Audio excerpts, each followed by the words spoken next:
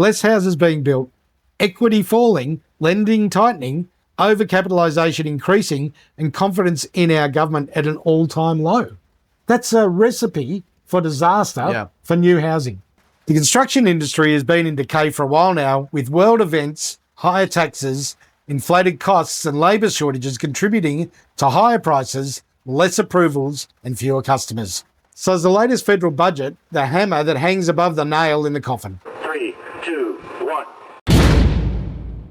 We've seen some worrying signs in the construction industry since the federal budget in May, haven't we, mate? Yeah, it's not looking great. No, it's going to be quiet. It has. I know my industry is a bit lukewarm.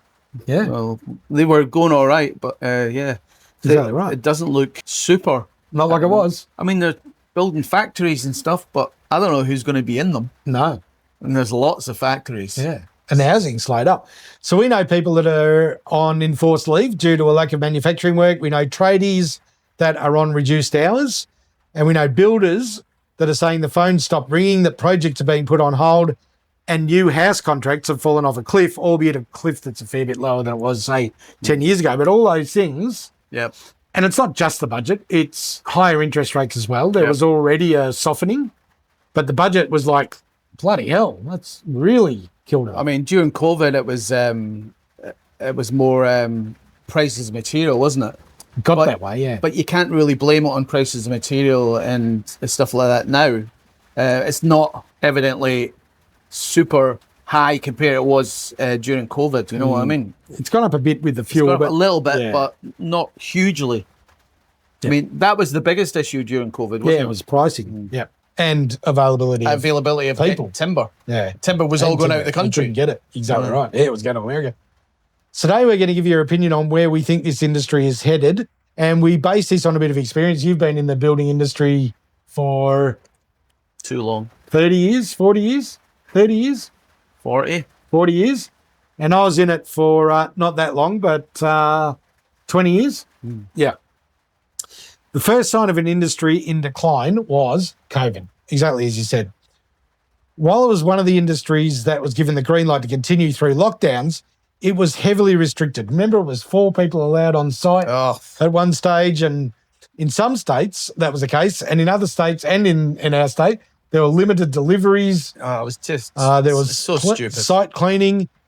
That green light was switched on to allow the big builds to ramp up and to avoid being accused of double standards. If they hadn't have gone ahead with the big builds, building sites at residential places would not have been allowed, I don't reckon. Yeah, I agree. It was just that Dan didn't want to be seen to be double standards. Pricing went through the roof thanks to transport, particularly on imported materials, timber, cladding, flooring, roofing, windows, insulation, front of wall products for kitchens, bathrooms. Everything went it all astronomical. The big build started and tradies and labourers disappeared, mate. Yeah, they all jumped on board with that. I mean, well, it was secure. Mate, who wouldn't jump on board with that? It the paid amount so of well. money they got. I know, it was absolutely insane. So all of a sudden, it was a 3-month wait for a brickie, and it was going to cost you double what it was pre-COVID, mate. You couldn't get brickies, I remember, at one stage. Even concreters to do a slab of a house. I remember a number of times we'd roll up to a house to do a frame, and the slab wasn't down. Because they were getting paid more somewhere else. Yeah. It was just nuts. Porter Davis, we can thank you for that. You can say that now because they've gone belly up. Governments around Australia use this opportunity to heavily increase taxes. We know that. We'll talk about that a bit.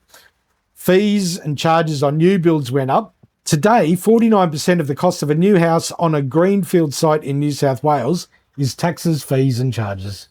How much percent? 49%. $560,000 of the average home being built. Now, some of these pressures went away after COVID. Yeah. Yep. But a lot of tradies never came back from the big builds to the trades. And a lot of them never came back from Queensland. They either remained where they were, or in Victoria's case, they fled for good.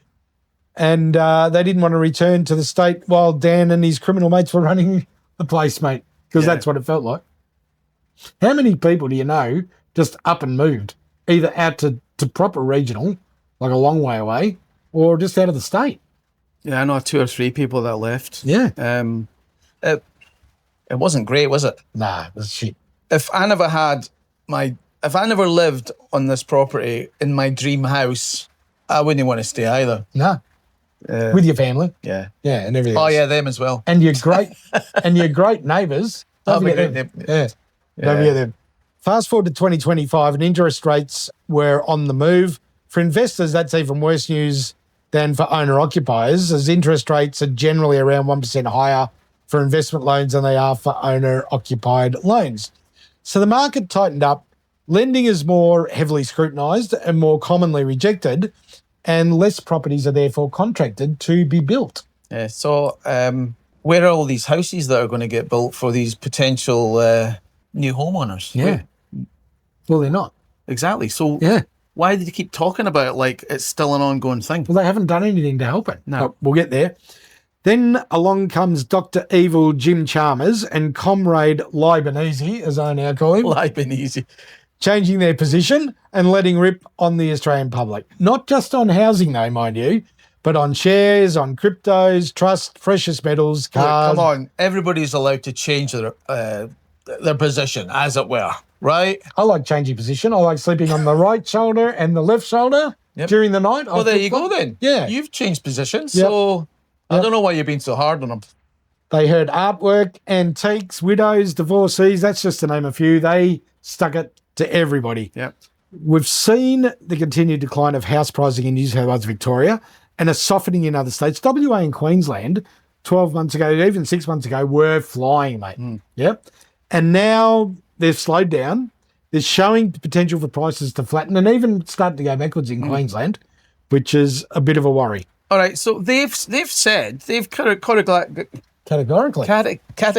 said that they have made houses easier for new first-time buyers. To buy. How is that possible? Yeah, we'll get there. Don't worry. Is that a thing? Have they lied about that? Of course they have. Really? Yes. They've lied about that as well? Yes. But he looked so honest when he was telling me on the TV. Who's being transparent? So new houses, investors have not taken the bait, mate, because the only way really an investor can get into the market and still make some money back now is through a new build, right? They no longer trust the lying lawmakers, so they will wait them out. Investors don't invest in new houses for a quick buck, right? If you buy a new house, it's actually quite the opposite. It's for the long term. Exactly right.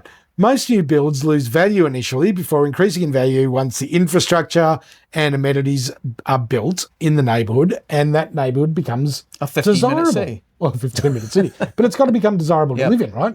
There's no point living in, like when we moved in here, there's barely a house in the street. Yeah. Yeah, it was We had a dirt road. exactly right. It was barren. So where does that leave builders?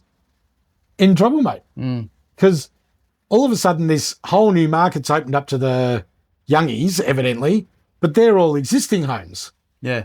Yep. So that's where the prices have come down. They're not going to say, oh, why would I not buy that existing home and go off and pay a whole lot more for a brand new house? Yeah. They're not going to do it. Yeah. Yeah. Now, gone are the days when you could buy a renovator's dream, renovate it, stick a tenant in it for 12 months, get your capital gains tax discount, and then sell it. Not anymore. That's no longer profitable. You can't do that. Yep. Gone are the days where you buy an existing property, tenant it, land bank it for 10 years, then develop. That's no longer feasible, mate. Anybody who was land banking now has got a problem.